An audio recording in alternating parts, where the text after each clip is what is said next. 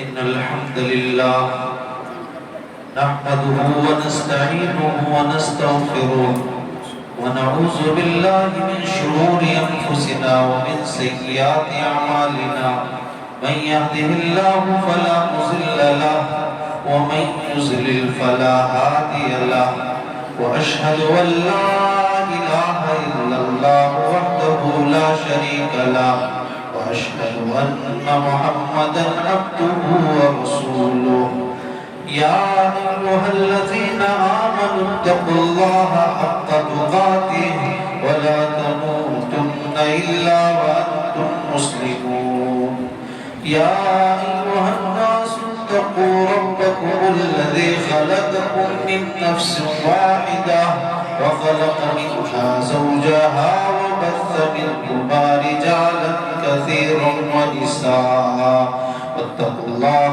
الذي تساءلون به والأرحام إن الله كان عليكم رقيبا يا أيها الذين آمنوا اتقوا الله وقولوا قولا سديدا يصلح لكم أعمالكم ويغفر لكم ذنوبكم ومن يطع الله ورسوله فقد فاز فوزا عظيما أما بعد فإن خير الحديث كتاب الله وخير الهدي هدي محمد صلى الله عليه وسلم وشر الأمور محدثاتها وكل محدثة بدعة وكل بدعة ضلالة وكل ضلالة في النار.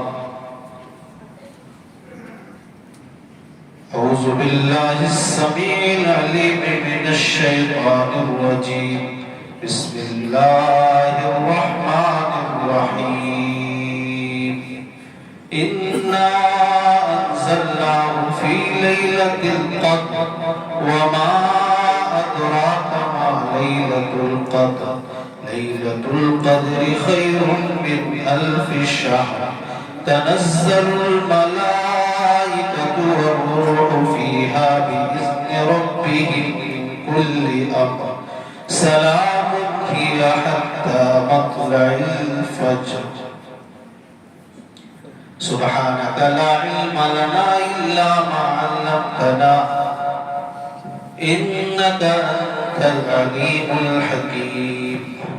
رب اشرح لي صدري ويسر لي أمري واحلل عقدة من لساني يفقهوا قولي. رب زدني علما اللهم رب زدني علما. ہر قسم کی حمد و ثنا کبریائی و بڑائی اس ذات پاک کے لیے ہے جو احکم الحاکمین، جس نے ہم سب کو بے شمار نعمتیں عطا فرمائی. اگر ہم اور آپ نعمتوں کو گننا چاہیں، شمار کرنا چاہے تو نہیں کر سکتے. اللہ تبارک و تعالیٰ نے خود فرمایا بھائی تَعُدُّوا نِعْمَتَ اللَّهِ لَا تُحْصُوهَا کہ میرے بندو اگر میری نعمتوں کو، ہماری نعمتوں کو شمار کرنا چاہو، گننا چاہو تو نہیں کر سکتے. کیوں؟ وَمَا بِكُم مِّن نِّعْمَةٍ فَمِنَ اللَّهِ جتنی بھی نعمتیں ہمارے اور آپ کے اوپر نچھاور ہیں وہ سب اللہ کی طرف سے. اسی رب العالمین سے دعا کرتا ہوں کہ رب العالمین قیامت کے صبح تک بے شمار درود و سلام کے پھول برسا تمام نبیوں پر، بالخصوص امام الانبیاء سید الرسل احمد مصطفیٰ محمد مصطفیٰ پر صلی اللہ علیہ وسلم. معزز حاضرین مجلس، دینی اور ملی بھائیوں، پردہ نشین اسلامی ماں اور بہن،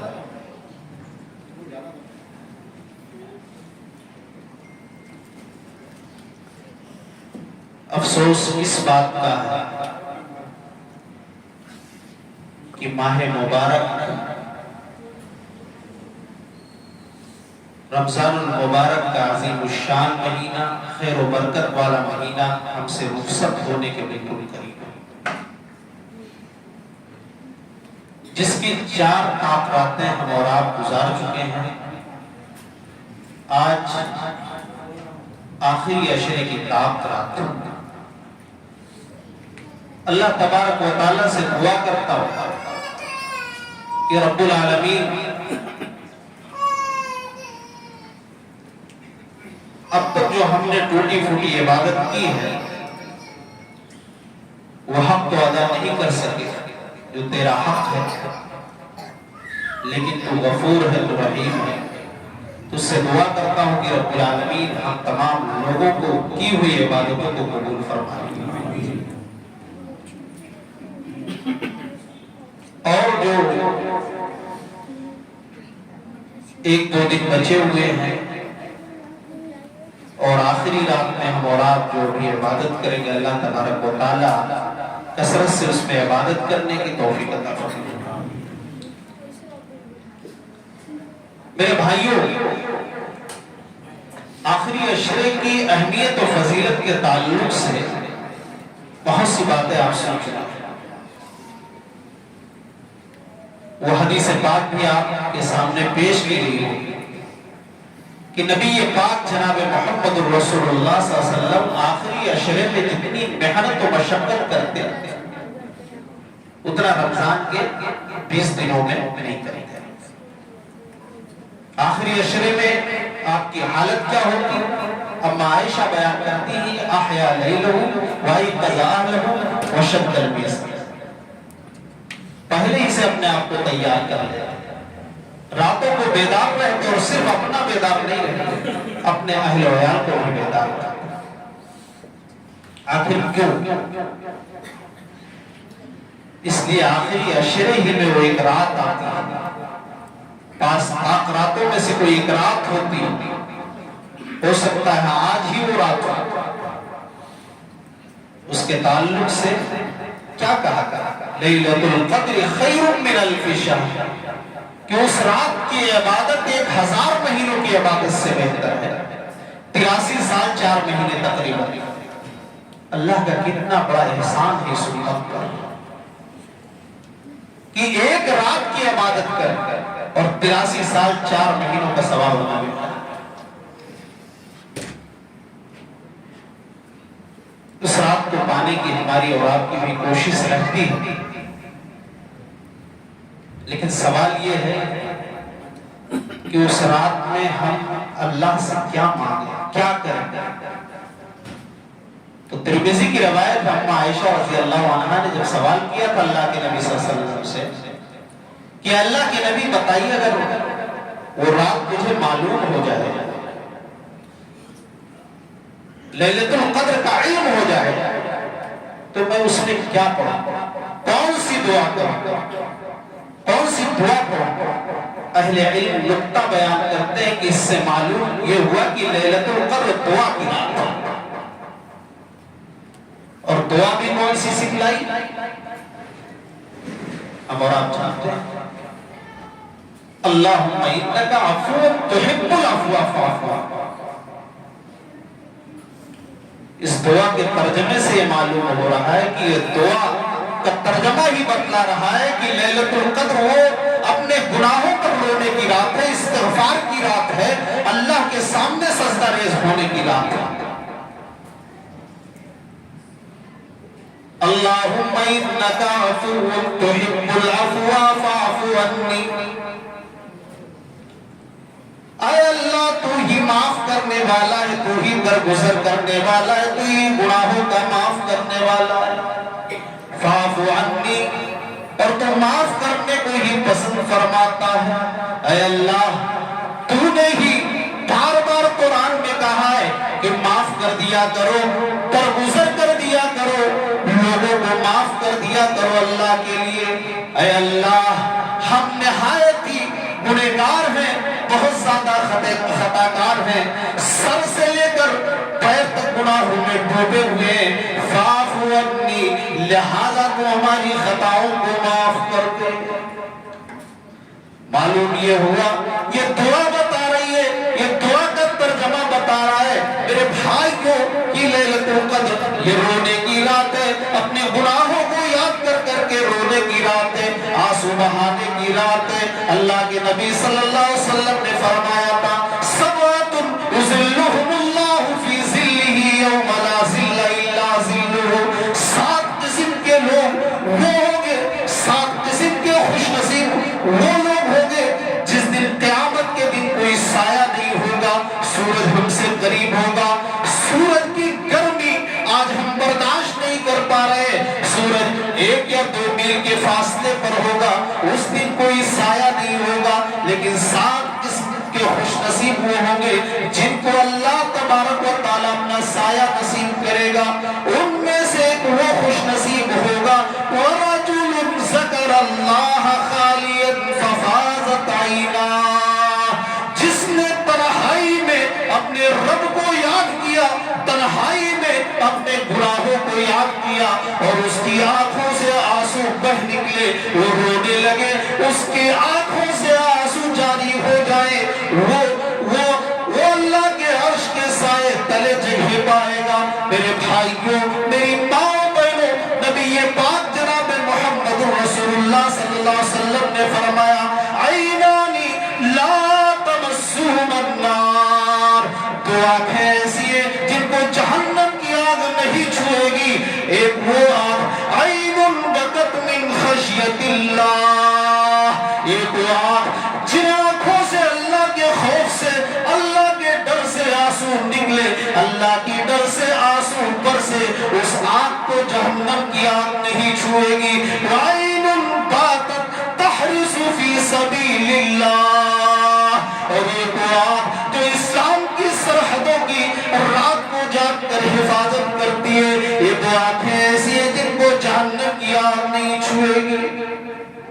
میرے بھائیوں، لیکن آج ہمیں رونا نہیں آتا، ہمارے اور آپ کے دل تو پتھر سے بھی زیادہ سخت ہو چکے۔ آج وہ مناظر ہماری اور آپ کی نظروں کے سامنے، آج میرے بھائیوں مجھے کہنے دیجئے، فلسطین کے مناظر و تصویر ہمارے اور آپ کے سامنے، مسلمانوں کی نظروں کے سامنے، لیکن آج پھر بھی ہمارے دل کانپ نہیں رہے، آج ہمیں رونا نہیں آتا ہے، آج ہمیں اپنی غلطیاں، اپنی خامیاں نظر نہیں آتی ہے۔ عتبہ بن عامر رضی اللہ عنہ نے سوال کیا تھا اے اللہ کے نبی من نجا، بتا دیجیے آپ کامیابی کس طرح ممکن ہے، انسان دنیا اور آخرت میں کیسے کامیاب ہو سکتا ہے؟ اللہ کے نبی صلی اللہ علیہ وسلم نے فرمایا تھا امسک علیک لسانک، اے عتبہ اگر کامیابی چاہتے ہو تو اپنی زبان کو کنٹرول میں رکھو، ولیساک بیتک، اور خالی اوقات گھروں میں قرار پکڑو، وابکی علی خطیئتک، اور اپنے گناہوں کو یاد کر کر کے خوب رو۔ لیکن ہمیں رونا نہیں آتا، ہمارے دل تو پتھر سے بھی زیادہ سخت۔ میرے بھائیوں، تو دعا بتلا رہی ہے کہ ذکر و اذکار کی رات ہے، اپنے گناہوں کو یاد کر کر کے رونے کی رات ہے۔ لیلۃ القدر 1000 مہینوں کی عبادت سے اس رات کی عبادت ہے۔ لیلۃ القدر کی رات جو اگر اس رات کی عبادت ہم اور آپ کر لے اور آپ مل جائے تو 1000 مہینوں کی عبادت سے۔ آخری عشرے کے تعلق سے بڑی باتیں ہوئی ہوں گی، لیکن میں اس طرف جانا چاہتا ہوں کہ آخر لیلۃ القدر کی اتنی اہمیت، اتنی فضیلت آخر کیوں؟ لیلۃ القدر کو اتنی اہمیت جو ملی، اتنی فضیلت کی انسان اس رات کی عبادت کر لے تو 83 سال 4 مہینوں کی عبادت سے بہتر ہو گیا۔ آخر کیوں اتنی بڑی فضیلت اس رات؟ وہ تمام راتوں کی سردار کیسے بن گئی؟ تو میرے بھائیوں، وہ قرآن کی برکت ہے، وہ قرآن کی برکت ہے، کیونکہ لیلۃ القدر ہی میں قرآن کا نزول ہو، اور اس رات کی عظمت، اس رات کی فضیلت دیکھیں کہ اللہ تبارک و تعالیٰ نے اس نام سے ایک مکمل سورہ نازل کر دی۔ جو سورہ تلاوت کی گئی خطبہ مسعودہ کے بعد. اِنَّا أَنزَلْنَاهُ فِي لَيْلَةِ الْقَدْرِ کہ ہم نے قرآن کو لیلۃ القدر میں نازل کیا. کیا مطلب؟ یعنی آسمان لوح محفوظ سے آسمان دنیا پر جو ہم آسمان دیکھ رہے ہیں اللہ تبارک و تعالیٰ نے نازل کیا اس پر. اس کے بعد وقفہ 23 سال میں مکمل قرآن نازل ہو. وَمَا أَدْرَاكَ مَا لَيْلَةُ الْقَدْرِ اے نبی آپ کو کیا معلوم لیلۃ القدر کیا ہے؟ لیلۃ القدر خیر من الف شہر. لیلۃ القدر کوئی ایسی ویسی رات نہیں ہے. لیلۃ القدر وہ شاپنگ کی رات نہیں ہے. لیلۃ القدر لوڈو کیرم کھیلنے کی رات نہیں ہے. لیلۃ القدر وہ کرکٹ میچ دیکھنے کی رات نہیں ہے. لیلۃ القدر ڈریم 11 پر ٹیم بنانے کی رات نہیں ہے. میرے بھائیوں لیلۃ القدر کی رات وہ رات ہے جس کی عبادت 1000 مہینوں کی عبادت سے بہتر ہے. کون سی رات ہے؟ تنزل الملائکۃ. اس رات فرشتوں کا نزول ہوتا ہے اور صرف فرشتے ہی نازل نہیں ہوتے بلکہ روح الامین فرشتوں کے سردار جبرائیل بھی آتے ہیں اور فیہا باذن ربہم من کل امر اپنے رب کے حکم کی تعمیل کے لیے نازل ہوتے ہیں. سلام ہی حتی مطلع الفجر. اور رات سلامتی والی ہوتی ہے طلوع فجر تک. میرے بھائیوں یہ لیلۃ القدر کی جو فضیلت ہے جو مقام و مرتبہ ہے وہ قرآن کی برکت ہے. آپ قرآن کی بھی عظمت دیکھتے جائیے. قدر کے معنی ہوتے ہیں مقام و منزلت کے اور ایک معنی ہوتا ہے تنگی کے. علماء جانتے ہیں تنگی کے. لیلۃ القدر تنگی کی رات. کیا مطلب؟ یعنی اس رات فرشتوں کا اتنا نزول ہوتا ہے کہ زمین تنگ ہو جاتی ہے. ایک معنی ہوتا ہے لیلۃ القدر کا ایک نام بھی دیا گیا کہ فیصلوں کی رات ہے. لیلۃ القدر فیصلوں کی رات یعنی اس میں ہر مضمون کام کا اللہ تبارک و تعالیٰ فیصلہ کرتے. سال بھر کی تقدیر لکھی جاتی ہے. لہذا ہو سکتا ہے کہ ہماری اور آپ کی تقدیر میں کوئی بری چیز لکھی ہو اور اللہ سے دعا کرے, معافی مانگے, صدقہ و خیرات کرے, تلاوت کرے اور اللہ تبارک و تعالیٰ اس کی برکت کی وجہ سے ہماری جو تقدیر میں بری چیز لکھی ہوئی ہے, کوئی آفت آنے والی ہے, کوئی مصیبت آنے والی ہے, اس کو اللہ تبارک و تعالیٰ مٹا دے. اس لیے تقدیر کا لکھنے والا بھی وہی ہے, تقدیر کو مٹانے والی بھی ذات اس کی.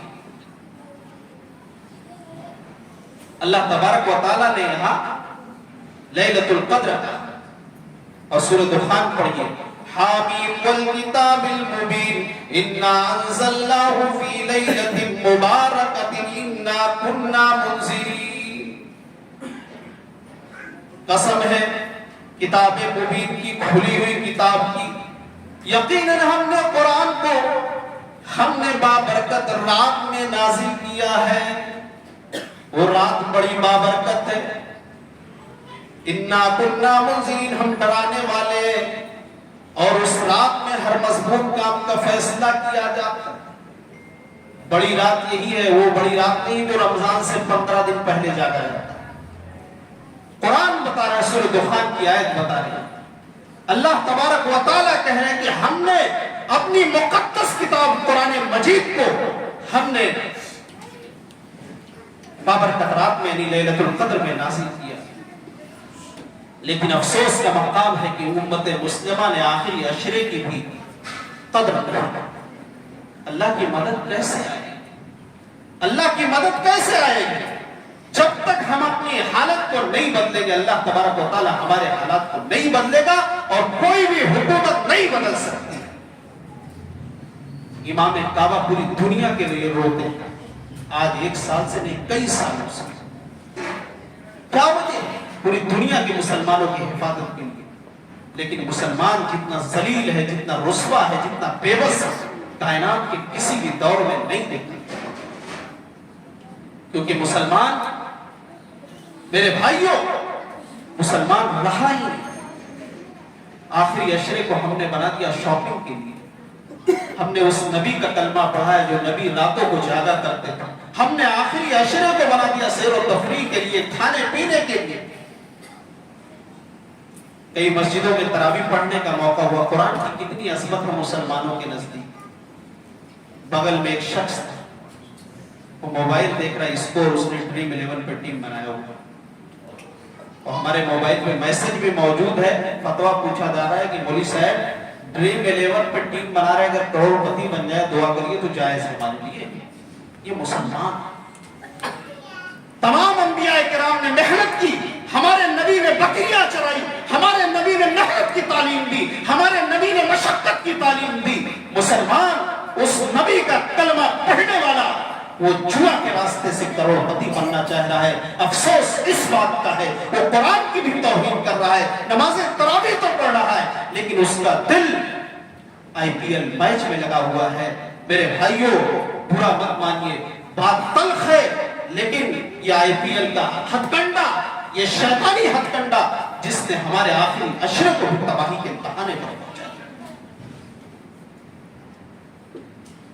قدر کیجیے، آخری ساعتیں بچی ہوئی ہیں، تو کہنے کا مطلب ہے کہ لیلۃ القدر کی جو عظمت ہے، جو فضیلت ہے، وہ قرآن کی برکت کی وجہ سے۔ اور قرآن کے تعلق سے ہمیں چند باتیں آگے جو بچا ہوا وقت اس پر کریں۔ قرآن کی برکت کی وجہ سے قرآن کی عظمت دیکھیے میرے بھائی، کہ جس شہر میں نازل ہوتا، جس شہر میں قرآن نازل ہوا، وہ شہر پہلے ام الخبائث تھا، مکہ، لیکن قرآن جب نازل ہوا، قرآن کا نزول ہوا، ام القری بن گئی، تمام بستیوں کی ماں بن گئی۔ اللہ تبارک و تعالیٰ نے اس شہر کی قسم کھائی، لا اقسم بہذا البلد وانت حل بہذا البلد وہذا البلد الامین۔ یہ قرآن کی برکت ہے۔ قرآن جس مہینے میں نازل ہوا، وہ مہینہ رمضان تمام مہینوں کا سردار بن جاتا۔ قرآن جو فرشتہ لے کر آتا ہے، جبرائیل و تمام فرشتوں کے سردار بن جاتے۔ قرآن جس نبی پر جو قرآن اللہ کی مقدس کتاب نازل ہوتی ہے، وہ نبی تمام نبیوں کے سردار بن جاتے ہیں، اور جس رات نازل ہوتی ہے وہ رات تمام راتوں کی سردار بن جاتی ہے، اور جس امت کو یہ کتاب مل جاتی ہے وہ امت تمام امتوں سے بہتر ہو جاتی ہے۔ کنتم خیر امت اخرجت للناس کا لقب مل جاتا ہے کہ تم سب سے بہترین امت ہو۔ یہ قرآن کی برکت ہے۔ میرے بھائیوں مسلمانوں، قرآن صرف رمضان میں تلاوت کرنے والی کتاب نہیں ہے، قرآن پڑھنے والی کتاب ہے، قرآن سمجھنے والی کتاب ہے، قرآن سیکھنے والی، قرآن کے اندر ہدایت کی واضح نشانیاں بھی موجود ہیں، لیکن پڑھنے نہیں دیا جائے گا۔ ابھی کئی ویڈیو سننے کو ملا ہے کہ قرآن مت سیکھیے، ترجمے سے مت پڑھیے، اس کے لیے 17 زبانیں سیکھنی پڑتی ہیں، ورنہ گمراہ ہو جاؤ گے۔ عام آدمی قرآن نہیں سمجھ سکتا۔ اللہ تعالیٰ خود کہہ رہا وَلَقَدْ يَسَّرْنَا الْقُرْآنَ لِلذِّكْرِ، قرآن کو ہم نے آسان بنایا نصیحت حاصل کرنے والوں کے لیے۔ آج کا مسلمان کہہ رہا ہے، علماء سو کہہ رہے نہیں، قرآن کو ترجمے سے مت پڑھو، قرآن کو سیکھو مت، صرف بس تلاوت کرتے جاؤ۔ کیوں؟ اس لیے کہ اگر قرآن کو سیکھے گا مسلمان تو ان کی دکانیں بھی بند ہو جائیں گی۔ قرآن کو مسلمان سیکھنے کے بعد اگر مسلمان ترجمے سے پڑھ لے، اس کا مفہوم سمجھ لے، کوئی بھی مسلمان غیر اللہ کے سامنے اس پیشانی کو جھکاتا ہوا نہیں رہے۔ لیکن افسوس کا مقام ہے کہ قرآن سے دوری رہی۔ ساری زبانیں مسلمان سمجھ لے، مراٹھی سمجھ لے، گجراتی سمجھ لے، ہندی سمجھ لے، انگلش سمجھ لے، اللہ کی سب سے عظیم کتاب اتنی بدقسمت کتاب بنا دیا ہم نے اور آپ نے کہ اس کو سیکھنے کے لیے ہمارے پاس وقت۔ قرآن میرے بھائیوں کتاب ہے، اللہ کی عظیم کتاب ہے، اس سے اپنے رشتوں کو جوڑنے کی ضرورت ہے۔ ملک کے جو صورتحال ہے اور پوری دنیا کے جو مسلمانوں کے، صرف اور صرف قرآن ہی کے ذریعے ہم ذلت و رسوائی سے نکل سکتے، ورنہ کوئی راستہ ہمارے پاس نہیں۔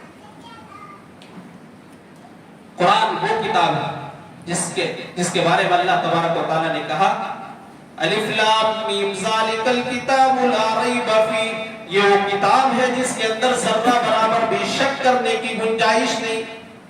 قرآن وہ کتاب ہے جس کے اندر ذرہ برابر بھی شک کرنے کی گنجائش نہیں کہ تھوڑا بھی شک کیا جائے۔ ھدی للمتقین، یہ متقیوں کے لیے ہدایت ہے، اللہ سے ڈرنے والوں کے لیے ہدایت ہے۔ اب کوئی یہ نہ سمجھ بیٹھے کہ چوروں کے لیے ہدایت نہیں، ڈاکوؤں کے لیے ہدایت نہیں، زانیوں کے لیے ہدایت نہیں، شرابیوں کے لیے ہدایت نہیں میرے بھائیوں، قرآن کا اسلوب ہے۔ سورہ بقرہ ہی آپ پڑھتے جائیے، قرآن کی آیت ملے گی شہر رمضان الذی انزل فیہ القرآن، رمضان کا وہ بابرکت مہینہ ہے جس کے اندر قرآن کو نازل کیا گیا ہے۔ ھدی للناس، اور روئے زمین پر چپے چپے پر بسنے والی انسانی آبادی کے لیے قرآن ہدایت ہے۔ ہدایت ہی نہیں بلکہ ہدایت کی واضح نشانیاں بھی اس کتاب میں موجود ہے۔ والفرقان، اور یہ حق و باطل میں فرق کرنے والی کتاب ہے۔ قرآن کی عظمت دیکھتے جائیے، اور قرآن ہی کی برکت ہے کہ وہ رات جسے ہم پانے کی کوشش کر رہے ہیں تمام راتوں کی سردار بنے۔ قرآن کی عظمت دیکھیں۔ ابھی 2-3 سال پہلے ایک صاحب چلے تھے، سپریم کورٹ میں دیا تھا 26 آیتیں نکالنا۔ قرآن آیت جہاد کی تعلیم دیتا، اللہ نے اس کا ہی نام و نشان مٹا دیا، کوئی پوچھنے والا نہیں۔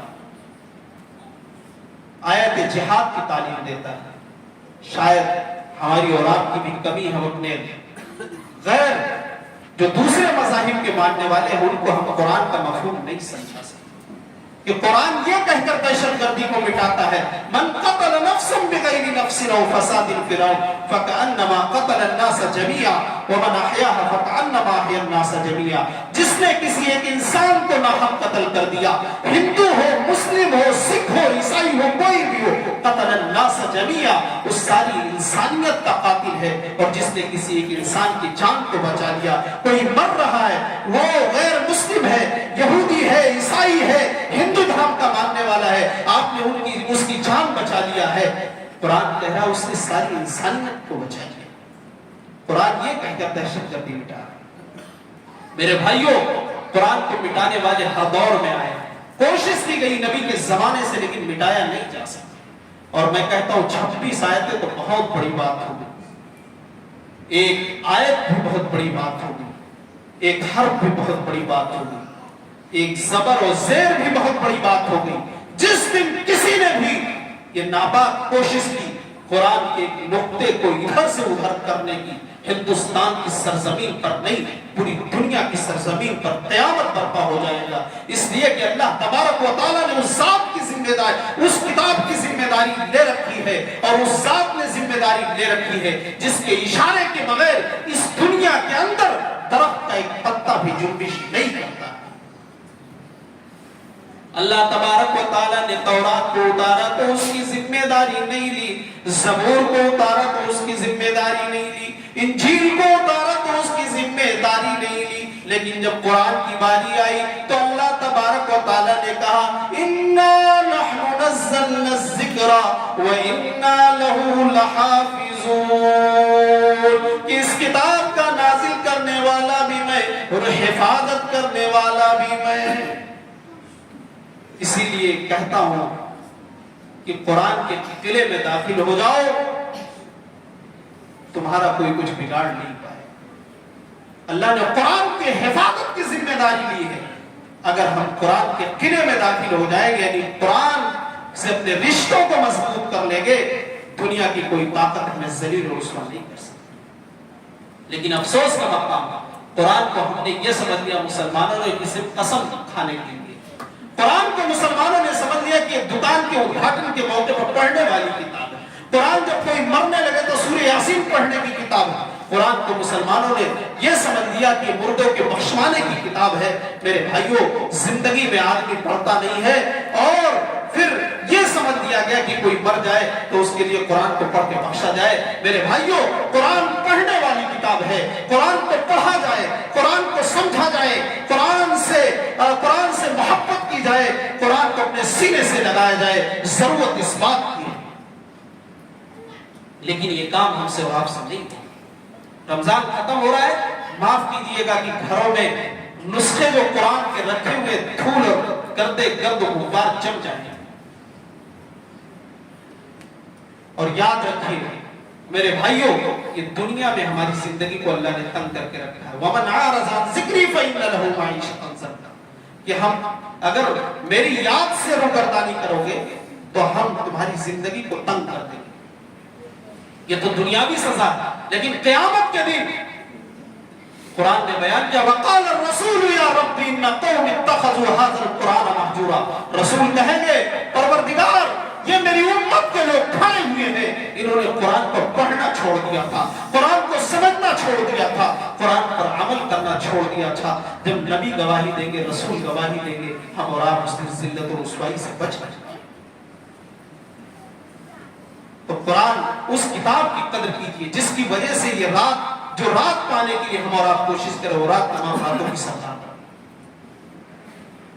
قدر کرنے کی ضرورت۔ اس کتاب کی عظمت میرے بھائیوں دیکھیں، آپ دیکھیں حضرت عمر رضی اللہ عنہ امیر المومنین مکہ کا گورنر بنایا نافع ابن عبد الحارث، ان کو کہیں جانا ہوا، انہوں نے اپنے غلام عبد الرحمن ابن ابزہ کو مکہ کی گورنری دے دی۔ مقام اسفان میں حضرت عمر رضی اللہ عنہ سے ملاقات ہوئی، کہا کہ مکہ کی گورنری کس کو دی؟ کہا کہ مکہ کی گورنری اپنے غلام کو۔ کہا غلام حکومت کرے گا، بتاؤ تم نے کیوں دی؟ ورنہ استعفیٰ۔ نافع استعفیٰ دیا۔ نافع ابن عبد الحارث نے کیا کہا؟ میرے بھائیوں، انہو قارئ بالکتاب وعالم بالفرائض، وہ قرآن کا بہت بہترین قاری ہے اور علم فرائض کا بہت بڑا جانکار ہے۔ تب حضرت عمر رضی اللہ عنہ نے فرمایا، ان سچ اللہ کے نبی نے فرمایا تھا، ان اللہ یرفع بہذا الکتاب اقواما ویضع بہ آخرین، یہی وہ کتاب ہے جس کی وجہ سے اللہ تبارک و تعالی بہت سی قوموں کو سربلندی عطا کرے گا، حکومتیں عطا کرے گا، اور یہی وہ کتاب ہے جس کے ذریعے بہت سی قوموں کو ذلیل و رسوا کرے گا۔ آج قرآن کی ایک نسخہ، قرآن کا ایک نسخہ نہیں، کئی نسخے مسلمانوں کے گھروں میں موجود ہے، لیکن میرے بھائیوں، مسلمان جتنا ذلیل و رسوا ہے کوئی بھی قوم نہیں ہے۔ ضرورت ہے کہ ہم اپنے آپ کو قرآن سے اپنے رشتوں کو صرف رمضان میں نہیں بلکہ 12 مہینے مضبوط کر لیں، قرآن کی تلاوت کریں، قرآن کی آیتوں کو سمجھ کر پڑھنے کی کوشش کریں۔ لیکن افسوس کا مقام ہمارے اور آپ کے سامنے قرآن کی آیتیں پڑھی جاتی ہیں لیکن وہ اثر انداز نہیں ہو رہی ہیں۔ اللہ تبارک و تعالیٰ نے تو فرمایا انما المؤمنون الذین اذا ذکر اللہ وجلت قلوبہم، جب قرآن کی آیتیں مسلمانوں کے سامنے پڑھی جاتی ہیں تو ان کا دل کانپ اٹھتا ہے۔ میرے بھائیوں، قرآن کی آیتیں تلاوت کی جا رہی ہے، قرآن پڑھی جا رہی ہے، نماز تراویح شروع ہے، لیکن ہمارے دل کانپ نہیں رہے۔ اور کہنے دیجئے مرول کے نوجوانوں، ہمارا اور آپ کا دل کرکٹ میں لگا ہوا ہے، یہی قرآن سے محبت ہے، یہی قرآن سے ہماری اور آپ کی الفت ہے، یہی قرآن سے محبت ہے۔ نہ جانے کتنی آیتیں سن چکے، نہ جانے کتنی آیتیں قرآن کی ہم اور آپ پڑھتے ہیں۔ الحمدللہ نماز تراویح میں آج یہاں پر قرآن بھی ہم نے اور آپ نے مکمل کر لیا، لیکن ہماری زندگی کے اندر کوئی تبدیلی نہیں آ رہی ہے۔ ہمیں اپنے ایمان کا جائزہ لینے کی ضرورت ہے۔ فضیل بن عیاض رحمہ اللہ وہ بڑے ڈاکو تھے، وہ ڈاکہ زنی کیا کرتے تھے، وہ گھروں کو لوٹا کرتے تھے، ڈکیتی کیا کرتے تھے۔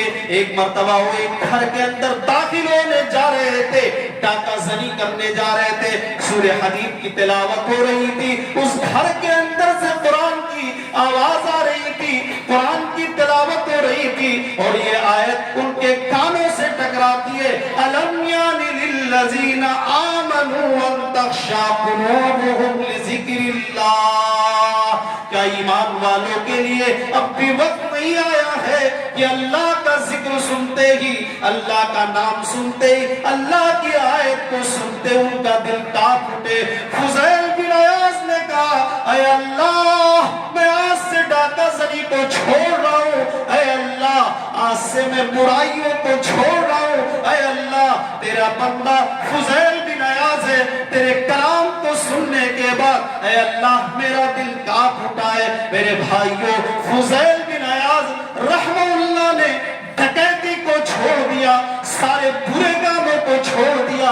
ہم نے رمضان میں ہم نے تراویح بھی پڑھ لی, ہم نے قرآن بھی مکمل سن لیا, لیکن ہم سودی کاروبار نہیں چھوڑیں گے, ہم جھوٹ نہیں چھوڑیں گے, ہم ڈکیتی نہیں چھوڑیں گے, ہم اپنے بھائیوں کا اپنے بہنوں کا حقوق نہیں دیں گے. میرے بھائیوں کہاں قرآن کی آیتیں ہم پر اثر انداز ہو رہی ہے, جائزہ لینے کی ضرورت ہے. قرآن وہ کتاب ہے میرے بھائیوں, قرآن سے اپنے رشتوں کو مضبوط کر لیجئے. اللہ کے نبی صلی اللہ علیہ وسلم نے فرمایا یقول اقرؤوا القرآن فإنه یأتی یوم القیامہ, یہی وہ کتاب ہے اے لوگوں قرآن کی تلاوت کیا کرو, قرآن کو پڑھا کرو, کیونکہ یہ وہ کتاب ہے جو قیامت کے دن سفارشی بن کر آئے گی اور اللہ تبارک و تعالیٰ سے بحث و تکرار کر کے جنت میں داخلہ کرائے گی. یہ کوئی معمولی کتاب نہیں ہے. یہ الگ بات ہے کہ قرآن کی سب سے زیادہ توہین کسی نے کی ہے تو مسلمانوں نے کی ہے.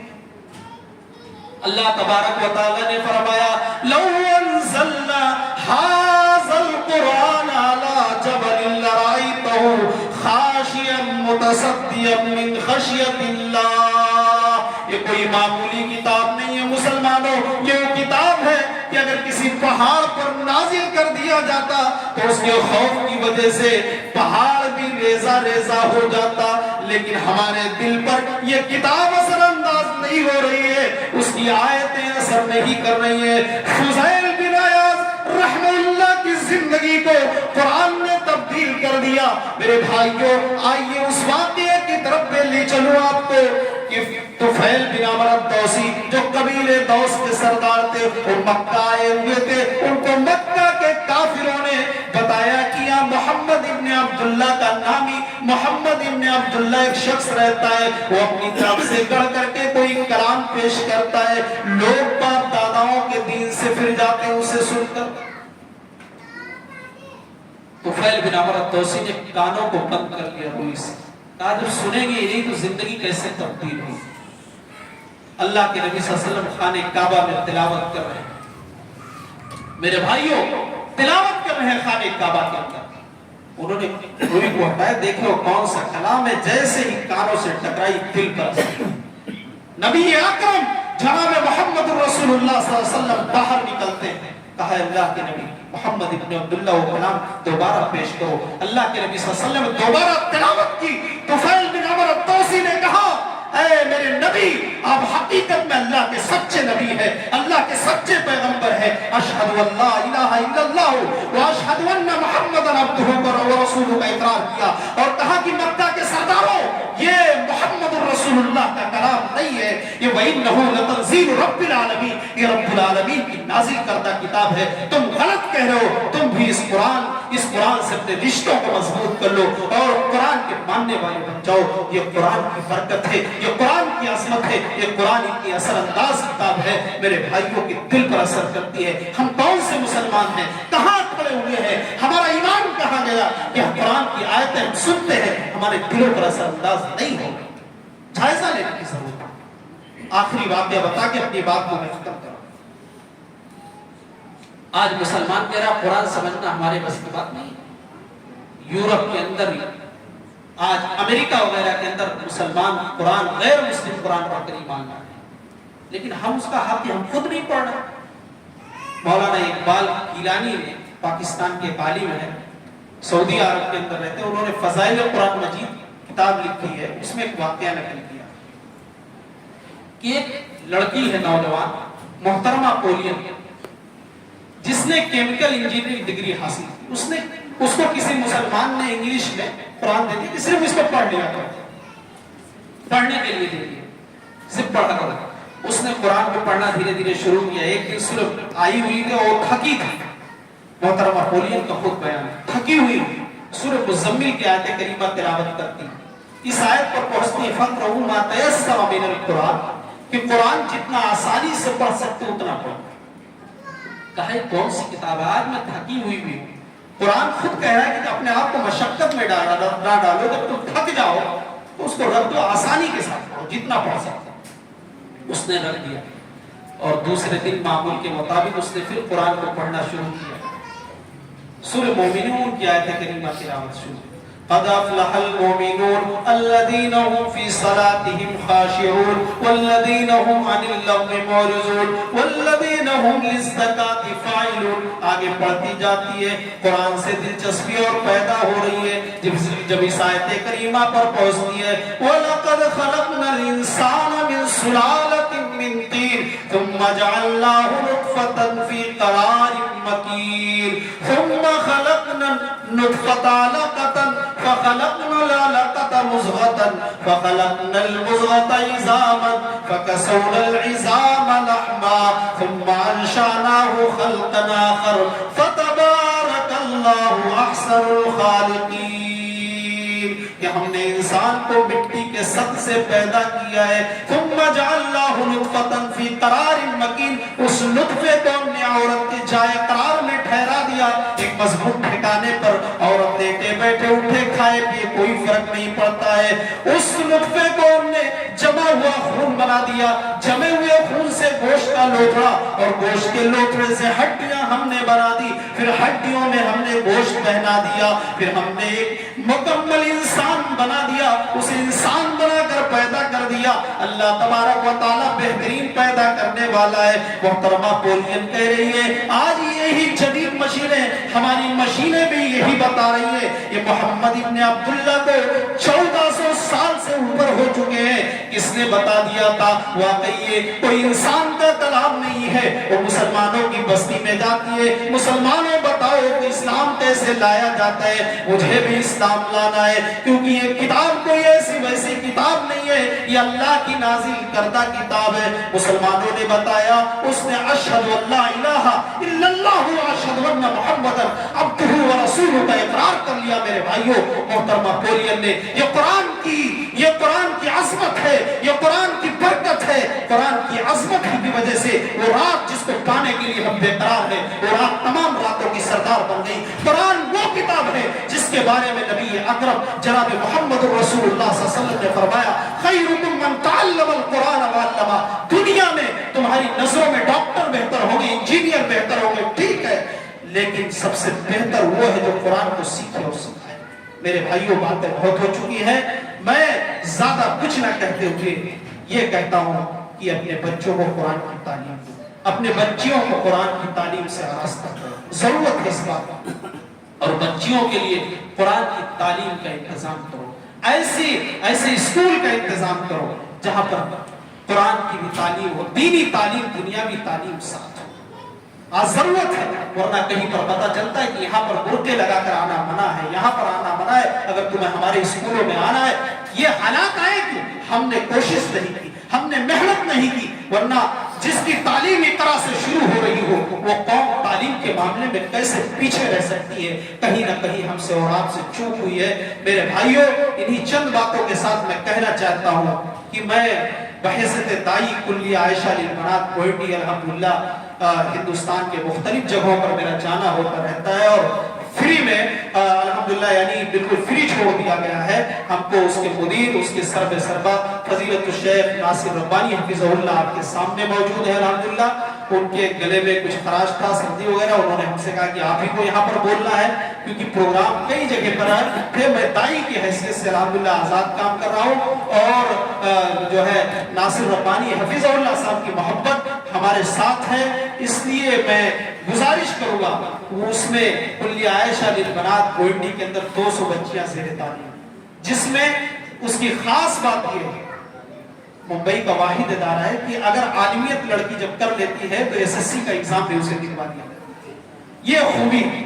اور کرائے پر مولانا چلا رہے 2014 سے الحمدللہ. اور جو غریب بچے کوئٹی علاقہ آپ جانتے ہیں، ان کو ڈریس بھی فری، کتاب بھی فری، ان کا سارا چیز مفت دیا. ہمارا اکثر دورہ بھی رہتا ہے. جب ممبئی میں رہتا ہوں تو آپ تمامی حضرات سے اور مزید آگے جو کام کرنے کی کوشش ہے مولانا کی وہ یہ ہے کہ بس کا انتظام کر دیا جائے قرلا ساکینہ کا، اگل بغل سے لوگ آنے میں بچوں کو دقت ہو رہی ہے، 15 معلمات ہیں، ایک جو ہے پرویز رحمانی مدنی حفیظہ اللہ وہاں جو ہے استاذ حدیث کے، لہذا آپ تمامی حضرات جو ہے مربل کے لوگوں سے گزارش ہے کہ بس سمجھیے کہ اب آخری ہے، آخری ایام میں ہمیں اور نیکیاں کرنی ہے، بچے ہوئے ساتھ میں وہ صدقے کی شکل میں ہو، خیرات کی شکل میں ہو، تلاوت ذکر و اذکار کی شکل میں، لہٰذا ہماری گزارش ہے کہ آپ جو ہے اس ادارے کے لیے بھرپور تعاون کریں، بھرپور دل کھول کر، اور آخری وقت میں کثرت سے آج آخری رات ہے جو ہے زکوٰۃ کی شکل میں، صدقات کی شکل میں اس ادارے میں کوئی کمی نہ رہ جائے، آپ حصہ لیں اور ہمیشہ اس سے جڑے رہیں، انشاءاللہ اللہ تبارک و تعالیٰ اجر دے گا۔ میں چاہتا ہوں وقت زیادہ ہو چکا ہے لیکن پھر بھی میری گزارش یہ ہے کہ 2 منٹ شیخ خود اگر تعارف جو ہے مدیر ناصر ربانی حفیظ اللہ رکھ کے اپنی بات کو ختم کریں، آپ تمام اس